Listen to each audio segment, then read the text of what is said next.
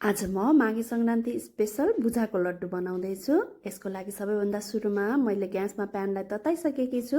यसमा 1 चम्चा घिउलाई राख्ने। त्यसपछि मसिनो गरी टुक्रा पारेर सक्खरलाई पनि यसैमा राखिदिने। अब यसलाई सानो आगो पारेर बिस्तारै बिस्तारै चलाउँदै सक्खरलाई पग्लिन दिने। यसरी सक्खर पग्लिसकेपछि यसमा थोरै मात्रामा 4-5 चम्चा जति पानीलाई पनि राख्ने। हामीले पाक पकाउँदाखेरि धेरै पानी चाहिँ हाल्नु हुँदैन, नभए भुजाको लड्डु राम्रोसँग बन्दैन। अब यसरी नै चलाउँदै यसको कलर चेन्ज हुन थाल्छ। यो हल्का डार्क हुन थालिसकेको छ। अब यसलाई हामीले चेक गर्नुपर्छ। कचौरामा पानी राखेर यसरी चेक गर्दाखेरि यो चाहिँ यसरी डल्लो पर्यो भने चाहिँ यो पाक पाकेर रेडी भइसकेको छ। अब यसमा स्वादको लागि थोरै सुकुमेलको धुलोलाई पनि राख्ने।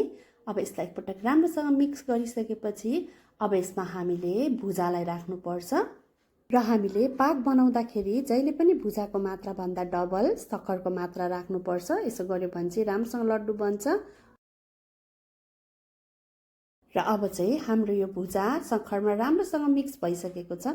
अब यसलाई हामीले सेलाउन नदिकन तातो नै भुजाको डल्लो बनाउनु पर्ने हुन्छ।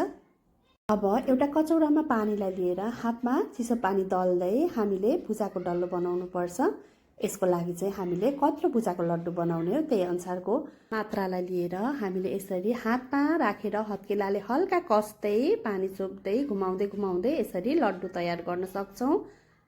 यसरी चाहिँ लड्डु बनाउन एकदमै सजिलो हुन्छ। हजुरहरूले पनि यो माघे सङ्क्रान्तिमा यसरी नै भुजाको लड्डु बनाएर अवश्य पनि इन्जोय गर्नुहोला। ह्याप्पी माघे सङ्क्रान्ति।